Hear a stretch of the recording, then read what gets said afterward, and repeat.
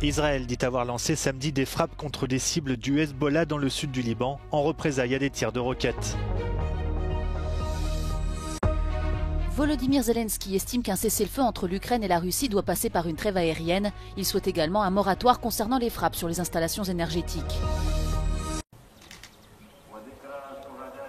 Israël dit avoir lancé samedi des frappes contre des cibles du Hezbollah dans le sud du Liban, en représailles à des tirs de roquettes. Le Hezbollah dément en être à l'origine. Ces événements font craindre une reprise de la guerre après le cessez-le-feu conclu entre les deux parties en novembre dernier. Le Premier ministre libanais a demandé à l'armée de prendre des mesures nécessaires tout en appelant à éviter une escalade. La force intérimaire des Nations Unies au Liban se dit alarmée et exhorte à ne pas mettre en péril la trêve.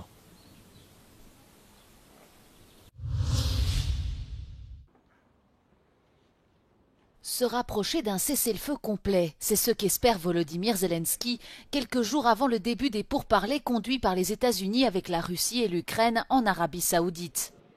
Lors de sa conférence de presse commune avec le président tchèque Petr Pavel en visite à Kiev, le président ukrainien estime que la première étape du cessez-le-feu doit passer par une trêve aérienne et un moratoire concernant les frappes sur les installations énergétiques.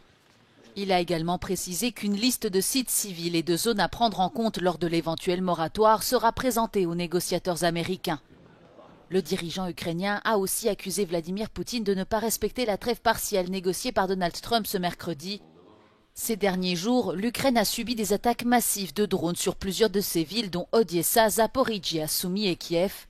3 personnes ont été tuées à Zaporijia et des dizaines d'autres, dont des enfants, ont été blessés.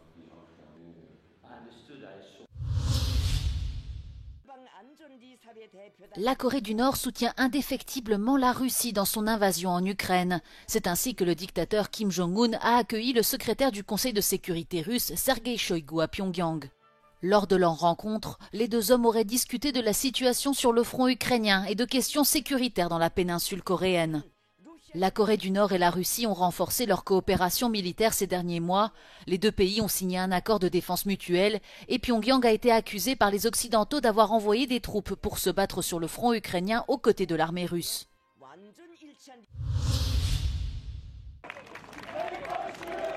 Elle dénonce l'arrestation du maire d'Istanbul, Ekrem İmamoğlu. L'opposition turque a convoqué ce vendredi une nuit de la démocratie en appelant à un grand rassemblement vers lequel ont convergé au moins 10 000 personnes, en dépit des avertissements du président Recep Tayyip Erdogan qui a juré de ne pas céder à la terreur de la rue. Au 3e jour de manifestation, les protestataires ont afflué vers la mairie d'Istanbul à l'appel du Parti républicain du peuple, première force d'opposition à laquelle appartient Ekrem İmamoğlu. 2 ponts et plusieurs grands axes permettant d'atteindre le siège de la municipalité ont été fermés à la circulation pour 24 heures. Ekrem İmamoğlu a été arrêté chez lui mercredi et inculpé pour corruption et terrorisme.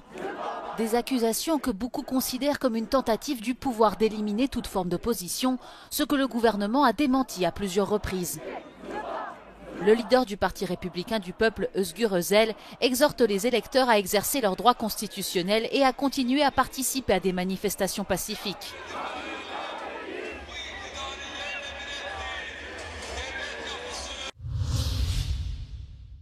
Les avions peuvent redécoller et atterrir normalement. Après avoir été fermé toute la journée du vendredi, l'aéroport de Heathrow à Londres est pleinement opérationnel selon les propos d'un porte-parole après que 200 000 personnes aient été impactées par les perturbations. Une coupure de courant causée par un incendie avait provoqué la paralysie complète de l'aéroport le plus grand d'Europe, occasionnant des perturbations monstres pour 1350 avions qui devaient y atterrir ou en décoller et desservir pas moins de 80 pays. L'enquête sur les origines de l'incident est toujours en cours. Les autorités ont d'ores et déjà déclaré que l'incendie n'était pas d'origine criminelle.